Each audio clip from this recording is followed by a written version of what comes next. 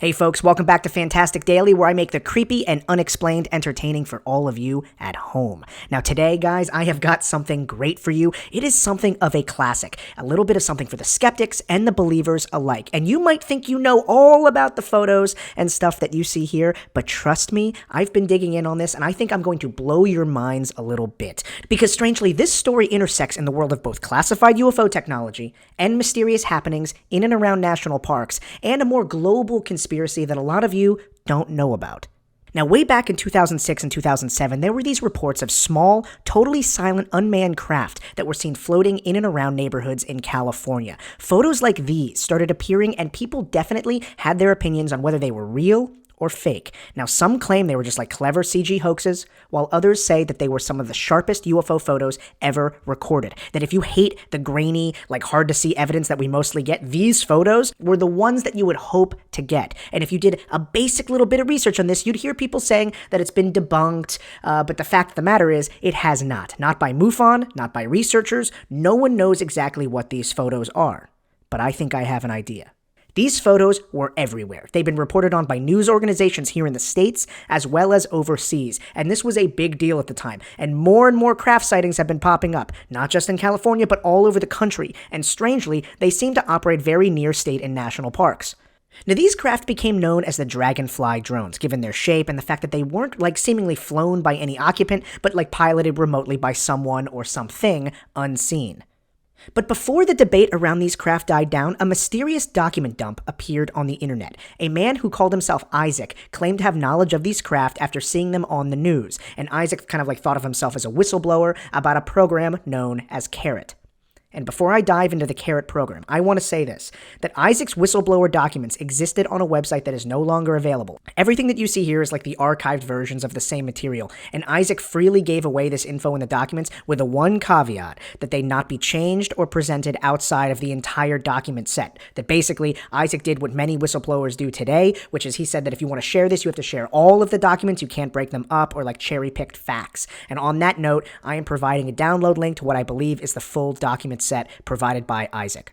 He also stated that he agreed with some of the reasons that this material was kept secret. He withheld some sensitive info while also redacting some lines in the documents themselves, and he seems to be providing these documents in an effort to minimize fear surrounding these crafts, that which back in 2007 was significant, while also disclosing as much as he could based on his current knowledge and desire to protect himself. Isaac says that he was recruited into a Department of Defense program called CARET in 1984 that was centered around the original heyday of Silicon Valley, that his initial debrief explained that CARET stood for Commercial Applications Research for Extraterrestrial Technology, and it was a joint project with the government and tech companies, including, but not limited to, the fabled Xerox PARC facility that also birthed the first graphical user interface that both Apple and Microsoft stole. CARET had one mission objective: to utilize extraterrestrial technology in private industry, both as a way of expanding our knowledge about this weird tech, but also to possibly generate additional cash flow for future black projects. It teamed up with over 200 scientists, material experts, electrical engineers, and military personnel, and the CARET team pored over this extraterrestrial technology in hopes of understanding it fully. Now, Isaac and the team were apparently as much in the dark as you or I about the origination of this stuff. He says, and I'm quoting here, "Aside from the word extraterrestrial itself, we rarely heard any other terms like alien or UFO or outer space or anything. Those aspects were only mentioned briefly when absolutely necessary to explain something. In many cases, it was necessary to differentiate between the different races and their respective technology, and they didn't even use the word races. They were referred to simply as different sources."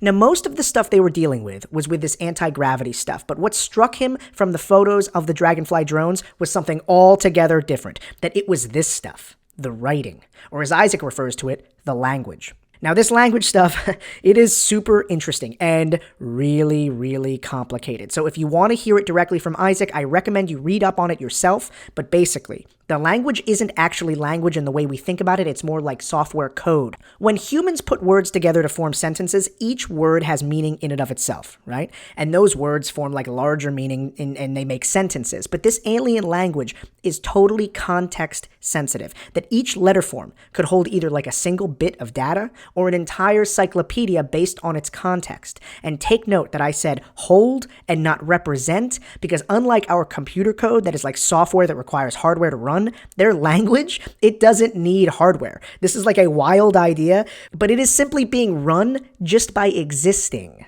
Okay, so according to Isaac, these drones don't use some like strange energy engines or anything like that. Each of these metal parts, they don't hide circuitry underneath. They are just metal pieces. That the language is the code, and not just the code, the language is the engine. That the words themselves have the ability to power the craft. And now I know, like I said, a very wild idea. I encourage you to read up on it for more details because I'm not doing it justice. But long story short, these documents leaked to the public around the same time that the Dragonfly drones were being spotted around the country, or at least at the same time as these photos surfaced, because the idea that these are fakes, like clever CG mock-ups, it's never really gone away. And I remember these photos, and I remember thinking that they were debunked, but in actuality, they haven't really been. There have been rumors that it was like part of like a Halo advertising campaign, but that's not true. I checked on that. There's also this like infamous rumor that Alienware, the computer company, that they created the entire story as a marketing campaign for their new computer line. And you can see in the press photos here that the language looks very, very similar. The contention about Alienware having created this, it got so heated that their PR department actually responded. Alienware did not create the information regarding this phenomena or the CARET linguistics. This is not an intellectual property of Alienware. The information has anonymously spread throughout the web for some time, and we have taken the CARET linguistics and have applied this as a marketing tool to draw attention to our promotion. Now, that is a super weird response. To disclaim any copyright, like no company lawyer would allow that. And it seems specifically written in a way to not take credit officially. It's as if they had a sense of who should take credit and it's not them.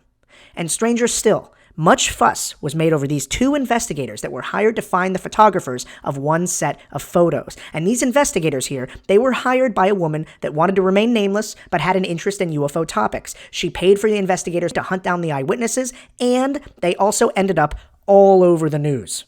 Now guys, let's stop for a second. Are we to believe that this all happened organically? That a UFO enthusiast online hired two private investigators that charge $100 an hour to track down a UFO witness, and it just so happened that not one, but two major news outlets got wind of this and just like picked up the story? That no one, somewhere behind the scenes, no one tipped off these journalists to an interesting story, that no one here wanted extra publicity? And let me be clear, I'm not implying that these two guys are in on it. If anything, they seem to have done a good job debunking it. What I'm implying is that this is not normal. That something special is going on here, something that would require money and the knowledge to turn a small set of photos into a national conversation in major media markets. And I can't imagine any scenario where this media blitz would help demonstrate that these craft are real, but what it would do is extend the story. And that implies that these photos are not only fakes, but fakes with purpose, deep pockets, and a media savvy that pushed the story forward. Now, who could do this? Who would do this? Now, don't say it, guys. Don't say the government. This isn't their bag. It is way too showy. It is way too much of a media circus. But I happen to know a few large performance artists pulling practical jokes on a global level. Joey Skaggs comes to mind. So does the mysterious Zardulu, but neither do work in the UFO arena as far as I know. And in Joey's case, he's always ended up taking credit. So here's where the unexplained comes in from my intro. That if these are not real UFOs, like real flying craft, is it possible that there is a very large-scale prankster that operated in and around California in 2006 and 2007 with the resources and media savvy to pull off a prank of this scale? Because, guys, suspecting the government is behind all these things, that is just like amateur hour, all right? If we want to get good at getting to the bottom of some of these stories, we need to know the landscape. We need to know the players. And I believe that this work here, this might be the work of a yet-to-be-discovered prankster pulling nation-sized pranks on an unsuspecting public. And not only is it good work, it's sophisticated work. That this was a concerted effort built to stretch the story out, get more exposure, answer none of the questions, and then fade into the distance, cementing these sightings into urban legend lore forever. And this is the part that the mainstream paranormal community refuses to acknowledge and understand. They are stuck on BS conspiracy theories and haven't opened their eyes to the world around them. Listen closely. So many of the urban myths and urban legends that we hold dear can be traced back to pranksters, performance artists working on a scale that is almost hard to grasp. That where once modern artists were spending hundreds of thousands of dollars on sculpture and installation art or whatever,